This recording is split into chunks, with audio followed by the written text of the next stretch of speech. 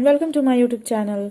इस वीडियो में आप लोग पढ़ेंगे जानेंगे साइंसेस डीलिंग से रिलेटेड इंपॉर्टेंट एमसीक्यूज के बारे में। इससे पहले के वीडियोस जो अपलोड हुए हैं वो आपको प्लेलिस्ट का लिंक जो है आपको कमेंट बॉक्स में और साथ ही साथ डिस्क्रिप्शन में भी मिल जाएगा। आप चाहे तो उन्हें जाकर देख सकते हैं। तो चलिए स्टार्ट करते हैं। पहला क्वेश्चन है शक्ति का मात्रक है। शक्ति का मात्रक क्या है?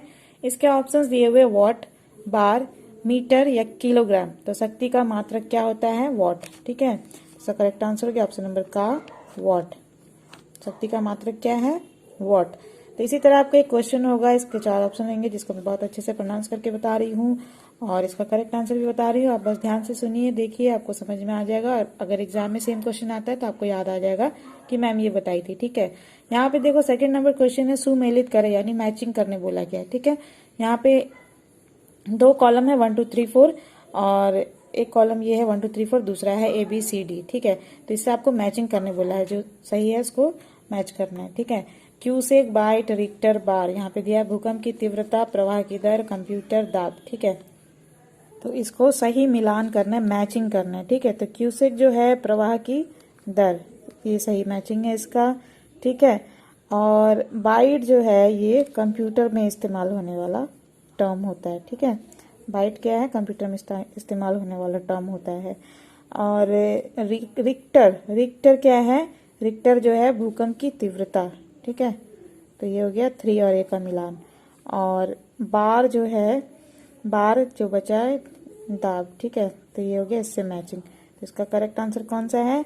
C, 1B, 2C and 3A and 4D। ठीक है, तो इसका करेक्ट आंसर हो गया ऑप्शन नंबर C। याद रखिएगा, क्यूसेक प्रवाह की दर, बाइट कंप्यूटर, रिक्टर भूकंप की तीव्रता और बार क्या है? दाब। थर्ड क्वेश्चन है एम्पियर इकाई है। एम्पियर किस चीज की इकाई है? इसके ऑप्शंस दिए हुए जल धारा मापने की, भूकंप धारा मापने की, विद्युत धारा मापने की या उच्च दाब मापने की। तो एम्पियर इकाई होती है विद्युत धारा मापने की। किस चीज के लिए होती है? विद्युत धारा मापने के लिए एम्पियर इकाई। चौथा प्रश्न है नौ संचालन में प्रयुक्त दूरी की इकाई को क्या कहते हैं?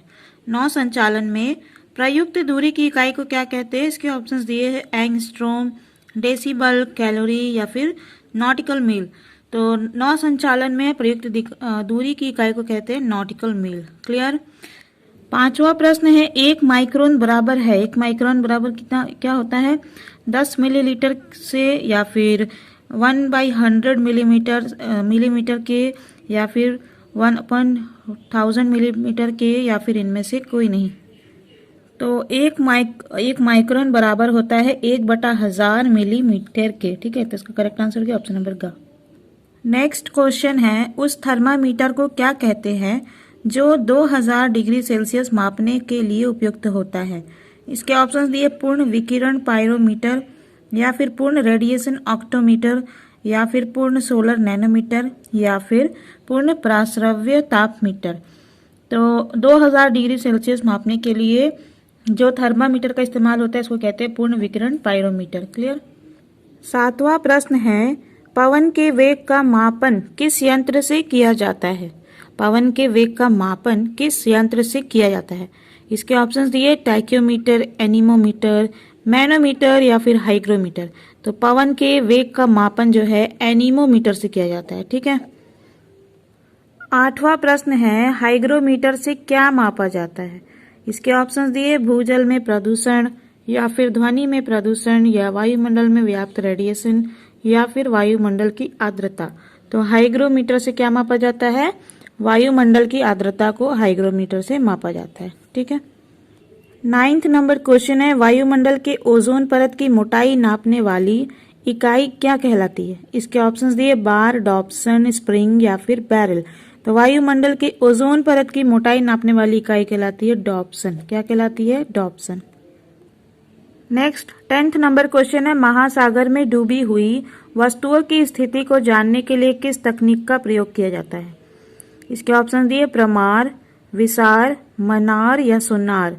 तो महासागर में डूबी हुई वस्तु की स्थिति को जानने के लिए जिस तकनीक का इस्तेमाल किया जाता है उसको कहते हैं सोनार। ठीक है, तो इसका करेक्ट आंसर हो गया ऑप्शन नंबर घ। अब देखिए 11th नंबर क्वेश्चन क्या बोला है, सुमेलित कीजिए, यानी कि वही मैचिंग दिया हुआ है। ठीक है, यहाँ पे एक कॉलम में दिया हुआ है 1 2 3 एंड दूसरे कॉलम में ABC, इसको सही से मिलान करना है। ठीक है, ओडोमीटर, ओंडोमीटर, ऑडियोमीटर, यहाँ पे दिया है ध्वनि तीव्रता मापक युक्ति, वाहनों के पहियों द्वारा तय की गई दूरी मापने का यंत्र, और विद्युत चुंबकीय तरंगों की आवृत्ति मापने का यंत्र। तो इसमें आपको इसका सही मैचिंग करना है। ठीक है, तो ये जो है ओडोमीटर, ओडोमीटर क्या है, ओडोमीटर वाहनों के पहियों द्वारा तय की गई दूरी मापने का यंत्र होता है। क्लियर, तो 1 का मिलान हो गया B से। और ओंडोमीटर, ओंडोमीटर क्या है, ओंडोमीटर जो है विद्युत चुंबकीय तरंगों की आवृत्ति मापने का एक यंत्र होता है। ठीक है, तो ये हो गया 2C। And 3rd number audiometer क्या होता है, ध्वनि तीव्रता का मापक युक्ति होता है। क्लियर, तो ये हो गया इसका सही से मैचिंग। तो ये जो हमने मैचिंग किया है 1B 2C और 3A, तो इसको ऑप्शंस नंबर दिया होगा, इसके ऑप्शंस दिए ABCD, तो यहाँ पे हमने क्या मैचिंग किया था 1B 2C एंड 3A, तो इसका करेक्ट आंसर होगा option number A। Clear. Next question है, पाइर हीलियोमीटर का प्रयोग किस लिए किया जाता है, पाइर हीलियोमीटर का प्रयोग किस लिए किया जाता है। इसके ऑप्शंस दिए भूमि की आर्द्रता को मापने के लिए, या समुद्र में लवणता को मापने के लिए, या सोलर रेडिएशन को नापने के लिए, या फिर जल में नाइट्रोजन संदूषण को मापने के लिए। तो पाइर हीलियोमीटर जो है इसका इस्तेमाल किया जाता है सोलर रेडिएशन को मापने के लिए। ठीक है, किस लिए, सोलर रेडिएशन को मापने के लिए पाइर हीलियोमीटर का प्रयोग किया जाता है। नेक्स्ट क्वेश्चन है, साधारणता बैरोमीटर में प्रयुक्त होता है, बैरोमीटर में क्या प्रयुक्त होता है, गिब्साइट का, अभ्रक का, तांबे का, या पारे का। तो साधारणता नॉर्मली बैरोमीटर में क्या इस्तेमाल किया जाता है, पारे का। ठीक है, नेक्स्ट क्वेश्चन है, 1 आवर्स पावर में लगभग कितने वाट होते हैं। इसके ऑप्शंस दिए हैं 546, 646, 746 या फिर 846। तो 1 आवर पावर में कितना वाट होता है, 746। ठीक है, 15th नंबर क्वेश्चन है, पारसेक किसका मात्रक है। इसके ऑप्शन दिए आर्द्रता का, ऊष्मा का, दूरी का, या रेडिएशन का। तो पारसेक जो है दूरी का मात्रक है। ठीक है, 16वां प्रश्न है, हृदय की गति सुनने के लिए किस यंत्र का प्रयोग किया जाता है, हृदय की गति सुनने के लिए किस यंत्र का प्रयोग किया जाता है। इसके ऑप्शंस दिए सिस्मोस्कोप, कार्डियोस्कोप, माइक्रोस्कोप, या स्टेथोस्कोप। तो ये क्वेश्चन पहले भी आप लोगों का पिछले वीडियो में भी पूछा गया था, ये रिवाइज हो जा रहा है आपका। हृदय की गति सुनने के लिए जिस यंत्र का प्रयोग किया जाता है इसको कहते हैं स्टेथोस्कोप। ठीक है, नेक्स्ट क्वेश्चन है, रक्तचाप रक्त दाब मापने के लिए कौन से यंत्र का प्रयोग किया जाता है।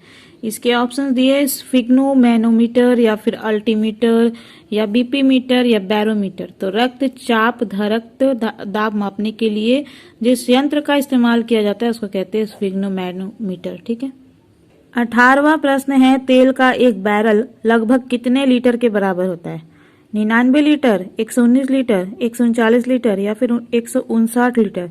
तो तेल का एक बैरल जो होता है लगभग 159 यानी 159 लीटर के बराबर होता है। ठीक है, नेक्स्ट क्वेश्चन है, प्रकाश की तीव्रता को मापने के लिए किस यंत्र का प्रयोग किया जाता है। इसके ऑप्शंस दिए फोनोमीटर, जूल मीटर, लाइट मीटर, या लक्स मीटर। तो प्रकाश की तीव्रता को मापने के लिए जिस यंत्र का प्रयोग किया जाता है इसको कहते हैं लक्स मीटर। 20वां प्रश्न है, रिक्टर पैमाना डैश की तरंगों की तीव्रता मापने का एक गणितीय पैमाना है, किसकी, भूकंप की, वायु की, ध्वनि की, या रेडियो एक्टिव की। तो रिक्टर पैमाना जो है भूकंप की तरंगों की तीव्रता मापने का एक गणितीय पैमाना होता है। ठीक है, 21 नंबर क्वेश्चन मैचिंग दिया हुआ है, 2 कॉलम है 1 2 3 4 ABCD, इसको आपको सही से मैच करना है। ठीक है, तो यहाँ पे दिया है सेल्सियस, सेल्सियस से किसका मैच होगा, भूकंप, ताप, रौद्र, या फिर विद्युत। तो सेल्सियस जो है, सेल्सियस में हम लोग ताप को मापते हैं। ठीक है, तो 1B हो गया। इसी तरह किलोवाट आवर, किलोवाट आवर में हम लोग किसको मापते हैं, तो भूकंप, रौद्र, या विद्युत। तो किलोवाट आवर में विद्युत माप होता है। ठीक है, RH गुणक, RH गुणक से किसका मिलान होगा, यहाँ पे तो 2 ही बचे, भूकंप या फिर रौद्र। तो RH गुणक जो है ये रौद्र से इसका मिलान होगा। ठीक है, और रिक्टर पैमाना क्या है, ये भूकंप मापने का है। क्लियर। नेक्स्ट क्वेश्चन है, ऊंचाई मापने के लिए किस यंत्र का प्रयोग किया जाता है। इसके ऑप्शन दिए फेदोमीटर, स्काई मीटर, मल्टीमीटर या अल्टीमीटर। तो ऊंचाई मापने के लिए जिस यंत्र का प्रयोग किया जाता है उसको कहते हैं अल्टीमीटर। क्लियर।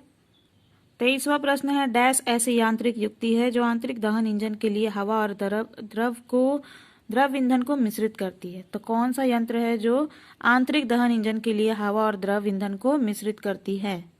इसके ऑप्शंस दिए, पोलियो एग्रीगेटर या फिर एयर हाइड्रोमीटर या कार्ब्यूरेटर या फिर मोनोरेटोमीटर। कार्ब्यूरेटर जो है एक ऐसी यंत्र है जो कि आंतरिक दहन इंजन के लिए हवा और द्रव ईंधन को मिश्रित करती है। नेक्स्ट क्वेश्चन है, झूठ का पता लगाने वाले यंत्र को क्या कहते हैं? इसके ऑप्शंस दिए, polygraph machine, narco detector machine, lying graph machine या फिर फर्मी डिटेक्टर मशीन। तो झूठ का पता लगाने वाले यंत्र को कहते हैं पॉलीग्राफ मशीन। क्या कहते हैं? Polygraph machine. 25 नंबर क्वेश्चन है, दूध का आपेक्षिक घनत्व ज्ञात किया जाता है मिल्कोमीटर से, मीनोमीटर से, पैरोमीटर से या लैक्टोमीटर से? तो दूध का आपेक्षिक घनत्व जो है ज्ञात किया जाता है लैक्टोमीटर से। किससे? लैक्टोमीटर से।